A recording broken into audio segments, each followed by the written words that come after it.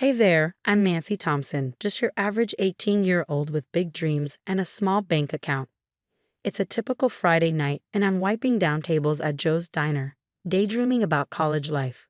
Mike, my boyfriend, is sitting at the counter, keeping me company. You're going to kill it at Westbrook, Nance, Mike says, grinning over his milkshake. I smile back. Thanks, babe.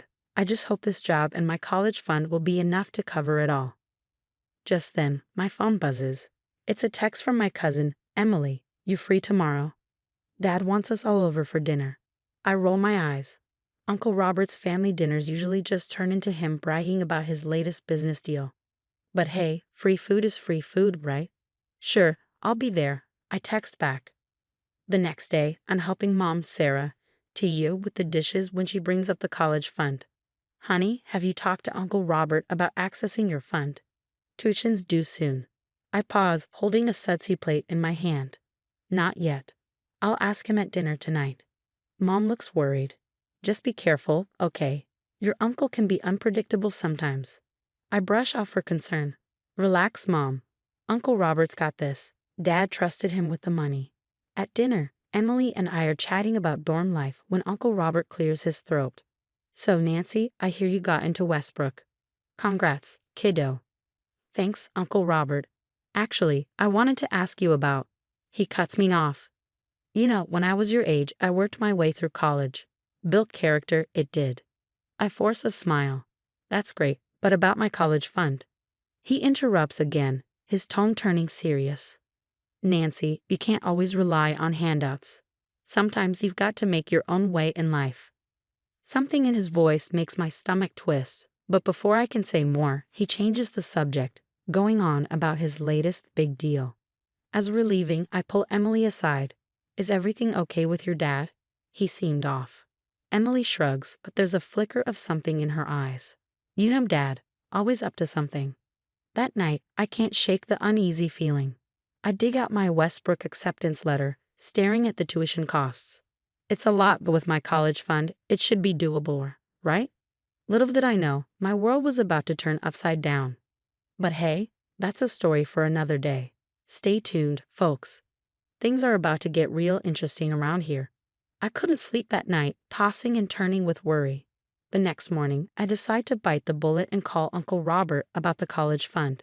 Hey, kiddo, what's up? His voice sounded strained. Uncle Robert, I need to access my college fund. Tuition's due soon. There was a long pause. Listen, Nancy, we need to talk. Can you come by the house later? My stomach sank. When I got there, Mom was already waiting, her face tight with concern. What's going on? I asked, my voice trembling. Uncle Robert couldn't look us in the eye. I made a mistake. The college fund, it's gone. Gone? I echoed, not understanding. What do you mean gone? He started rambling about bad investments and market crashes. But Mom cut him off, her voice sharp. Robert, tell her the truth. He deflated, slumping in his chair. I used it for my divorce from Karen. I was going to pay it back, I swear. The room began to spin. You used my college fund for your divorce? My voice cracked with disbelief. How could you? I'm sorry, Nancy. I'll make it right, I promise. Mom's voice was ice cold. Like you promised to pay back all the loans you took from me? I whirled around, stunned. What loans? Mom looked down, ashamed. Your uncle's been borrowing money for years. I thought you'd pay it back. I felt my world crumble. All those times we'd struggled, pinching pennies, and Uncle Robert had been draining us dry. Just then, Emily burst into the room, her face flushed with anger. Dad, what did you do? She turned to me, eyes brimming with tears. Nancy, I'm so sorry. I just found out. You knew? The betrayal was like a punch to the gut. No, not exactly. I knew things were bad with the divorce, but I didn't know about the fund. Uncle Robert tried to interject, but Emily wasn't finished. Tell them, Dad. Tell them why Mom really left. Uncle Robert paled. Emily, please. But she was on a roll. He cheated on Mom, over and over again. And he's been borrowing money from her company, too. Each revelation hit like a tidal wave. I felt like I was drowning. I trusted you. I choked out. We all did. Uncle Robert reached out, but I pulled away. Nancy, please. I'll fix this. I've got a new deal in the works. Another get-rich-quick scheme, Mom scoffed. Enough, Robert. I couldn't take it anymore. Without another word, I bolted out of the house, ignoring their calls as I ran until my lungs burned. Finally, I collapsed on a park bench, gasping for air. My phone buzzed. It was Mike. "Nance, you okay?" Emily called me. I broke down, spilling everything between sobs. "I'll be right there," he said. As I waited, I scrolled through old family photos on my phone. All those smiling faces. Had it all been a lie? Mike arrived and wrapped me in a bear hug. "We'll figure this out," he promised. But as I sat there, I knew things would never be the same. The uncle I once trusted was gone, replaced by a stranger who had stolen not just my future but my trust. One thing was clear, I wasn't going down without a fight. Uncle Robert had no idea what was coming. The next few weeks were a whirlwind. I worked double shifts at the diner, barely sleeping, trying to figure out how to salvage my college dreams. Mike's family knew a lawyer, Mr. Jacobson, who agreed to meet with me pro bono. "Nancy, based on what you've told me, you have a solid case against your uncle," Mr. Jacobson said, flipping through my documents. I bit my lip. "But he's family. Is suing him really the right thing to do?" Mr. Jacobson leaned forward. "Nancy, what he did was illegal. You have every right to fight for what's yours." After a sleepless night, I made my decision. We filed the lawsuit against Uncle Robert the next day. When word got out, all hell broke loose.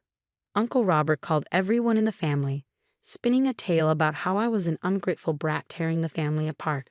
Some of my cousins turned on me. Only Emily stood by my side, which caused a rift between her and her dad. "I'm so sorry, Nance," she said one day over coffee. "I had no idea how bad things really were." I squeezed her hand. "It's not your fault, Em." Meanwhile, I kept pulling extra shifts at the diner. One night, as I was closing up, my boss, Linda, called me into her office. "Nancy, I've been impressed with your work ethic lately. How would you like to be a management trainee? We can work around your school schedule." I nearly burst into tears. "Linda, that would be amazing. Thank you." As I was leaving, I overheard two businessmen talking about a deal with Uncle Robert. Something about the numbers they were discussing didn't add up. Curious, I did some digging. Turns out, Uncle Robert had been cooking the books for years. I anonymously tipped off one of his business partners, Mr. Donovan. A few days later, I was having lunch with Mom when my phone buzzed. It was Emily. "Nancy, you won't believe what just happened.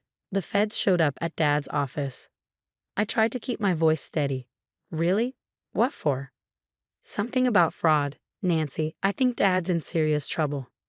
As I hung up, Mom looked at me, suspicious. "Nancy, do you know something about this?" I took a deep breath. "Mom, there's something I need to tell you." I spilled everything. The overheard conversation, my investigation, the anonymous tip. Mom listened, her expression unreadable. Finally, she spoke. "Nancy, what you did was risky. I'm proud of you for standing up for what's right," Mom said softly. Just then, my phone buzzed with a text from Mr. Jacobson. "Nancy, we need to talk. There's been a development in your case."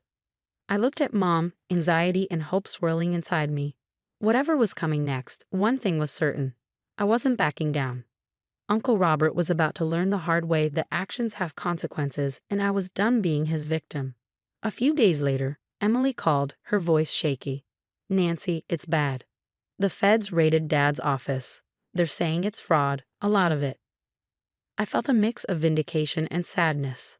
"Em, I'm so sorry you're caught in the middle of this." "Don't be," she said firmly. "I'm done making excuses for him. I'm on your side, Nance." Meanwhile, I was juggling my new management role at the diner with endless scholarship applications. Linda, my boss, was a godsend, always working around my schedule. "You're going places, kid," she'd say, beaming with pride. Finally, the day of the verdict arrived. Mom squeezed my hand as we sat in a courtroom. When the judge ruled in my favor, ordering Uncle Robert to repay the college fund with interest, a huge weight lifted off my shoulders. But the victory was bittersweet. Uncle Robert, looking defeated, approached us outside. "Nancy, Sarah, I'm sorry for everything. Can we please try to work this out as a family?" I looked at him, this man I once admired, now a shell of himself, and shook my head. "No, Uncle Robert, we can't." Some things can't be fixed with an apology. As we walked away, Mom whispered, "You did good, honey. Your dad would be proud." With a lawsuit settled and a few scholarships secured, I started my first semester at Westbrook U. It wasn't easy. I was still working part-time at the diner, but I was making it work. One crisp fall day, I was studying on the quad when Mike dropped down beside me, grinning. "How's my future hotshot lawyer doing?" I laughed, closing my textbook. "Ask me again after finals." We chatted about classes and friends, the conversation flowing easily. It hit me then just how much had changed, how much I had changed. The story of Nancy's fight against her uncle's betrayal has come to a close. But now I have a question for you. If you were in Nancy's shoes, would you have pursued legal action against your uncle? Or would you have tried to handle the situation within the family? What do you think the long-term consequences of each choice might be? Share your thoughts in the comments below.